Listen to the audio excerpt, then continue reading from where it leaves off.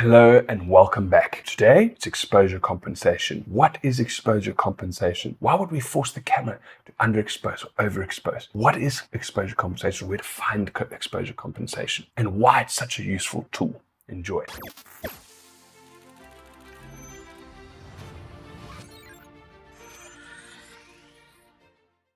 Exposure compensation, every single modern camera these days has the ability to exposure compensate. Usually, its symbol on the camera is a little plus and minus sign. When you click this, some on your camera, whether it's the top screen or the back LCD, a symbol will come up, which is a number of numbers starting from 0, +1, +2, +3, -1, -2, -3. When that button is held down and you rotate your dial, you can see a pointer will move back and forth, either go into the plus range, +1, +2, or into the negative range, -1, -2.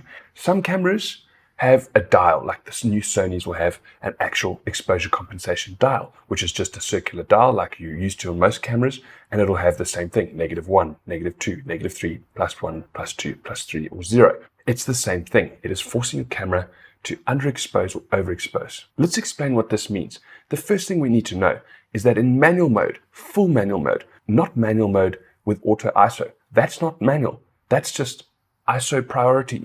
Full manual. When the cameraman or camerawoman, full control over the camera's exposure, then exposure compensation doesn't apply. You don't need to worry about it because you have full control. The only time exposure compensation is applicable is when you're on any other mode other than manual mode, where the camera itself has an effect on the end exposure. Then your exposure compensation needs to be considered with every single image. It is very, very important. So why would we need the camera to overexpose and underexpose? Well, let's think about this for a second. Your camera is coming up with an exposure, how bright or dark your image is, from what's in front of it. Now, normally your camera is just going to come up with a neutral exposure. It's going to take a light reading of the whole frame and try and expose it as neutrally as possible.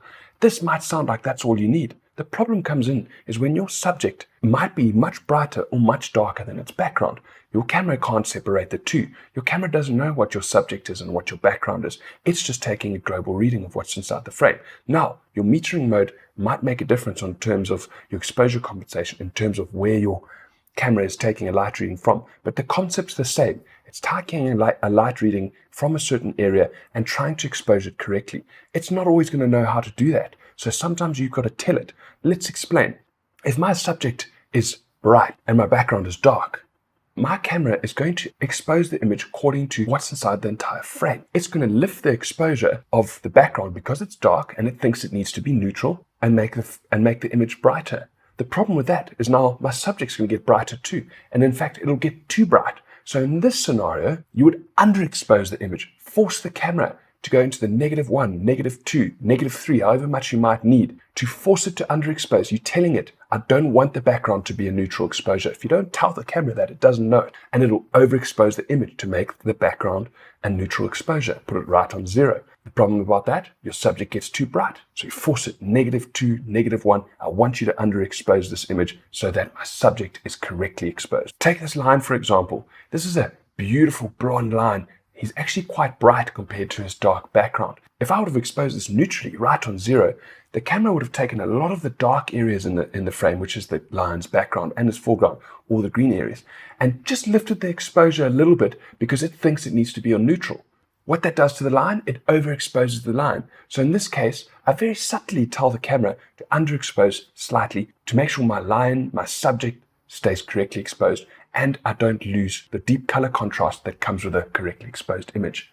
Another line, running through morning light, dust kicking up her pores. That dust is part of this story. That's what makes this image. If I let the camera expose normally, it's going to try and bring all those dark areas up to a neutral exposure, which means the dust and part of the line is going to be overexposed. Again, I tell the camera to underexpose, force it to underexpose, and I'm left with a beautiful, rich colored image, and the dust isn't blown out. Another example, an elephant with its tusks, very, very white tusks, but they're only a small part of the frame. The rest of the image is made up of quite dark areas. Now, the camera, if it's left its own ways, will lift the exposure of what's around the tusks and inevitably make the tusks too bright. So again, we tell the camera to underexpose. Now, what happens when your subject is actually darker than the background? The background's much brighter. Well, we do the opposite. Think about this. the camera's going to notice the background and it's going to be very bright. And the camera's going to want to darken that background to bring it back to neutral. The problem about that is our subject gets too dark. So we tell our camera again, overexpose. I want you to shoot brighter to retain the correct exposure on my subject. Take these elephants, for example. There's a big bright sky behind them. If I leave the camera to expose itself, it's going to see the bright sky and say, we've got to down the exposure of that to bring it to neutral.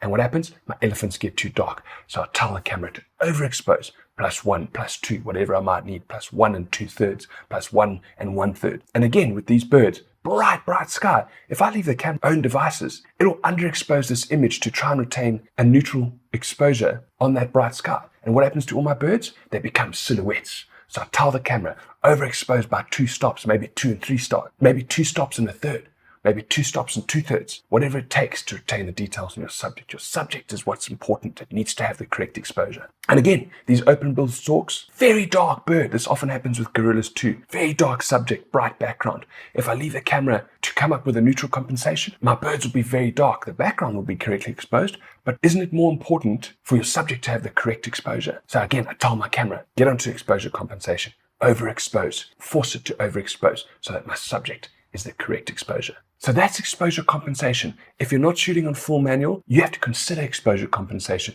with every single image. So I hope this makes sense. If it doesn't, give me a shout. Cheers.